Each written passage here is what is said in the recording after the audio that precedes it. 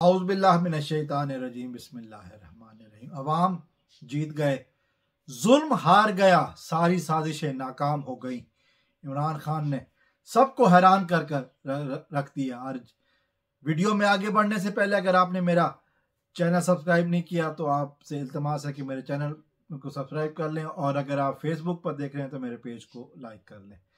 तो मैं बात कर रहा था, जुल्म हार गया।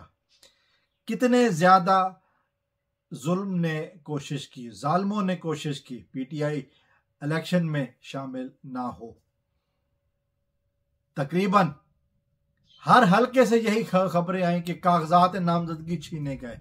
पहले दिए नहीं जा रहे थे, फिर छीने गए उसके बाद जमा कराने में मुश्किलात, फिर जमा कराने के बाद तायीद कुनंदा और तजवीज़ कुनंदा का अगवा, उसके बाद अगला मरहला था कागजात को रिजेक्ट करना। कि पीटीआई के तकरीबन 90% अफराद के कागजात रिजेक्ट हो गए। और फिर आखिरी मरहला आया अपीलों का, और जो अपीलें आई उन अपीलों में सारे कागजात बहाल होना शुरू हो गए।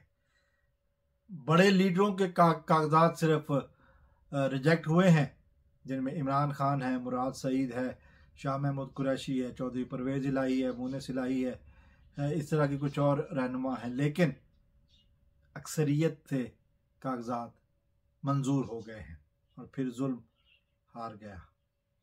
अभी यास्मीन राशिद का नवाज शरीफ से मुकाबला होगा। जेल में बैठी 70 साल की एक बूढ़ी औरत, कैंसर की मरीजा, कैंसर सर्वाइवर, और मुल्क के सबसे बड़े चोर और भगोड़े से मुकाबला होगा।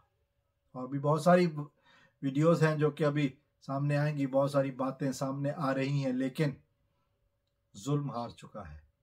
अभी कई मरहले हैं। अभी तो जब टिकटों का मरहला आएगा, जो कि बल्ले का निशान तो वापस आ चुका, तो फिर टिकट्स होल्डर को उठाया जाना अभी बाकी है, याद रखिएगा। लेकिन जो पहले मरहले का जुल्म था वो नाकाम हुआ। हमने एक मिसाल देखी है कि एक एडवोकेट साहब सऊदीया से आते हैं, या एयरपोर्ट पर ही गायब कर दिए जाते हैं, और फिर चंद घंटों के बाद उनकी वीडियो सामने आ जाती है। तो ये सिलसिले अब होंगे, लेकिन कागजात नामजदगी मंजूर हो चुके हैं। लोगों से अब शायद टिकटें वापस करवाई जाएंगी या कुछ इस तरह के और खेल खेले जाएंगे। लेकिन ये बात तो तय है कि अब इलेक्शन भी होगा और इलेक्शन में पीटीआई भी होगी। मिलते हैं अगली वीडियो में, हमारे साथ रहिएगा। पाकिस्तान जिंदाबाद।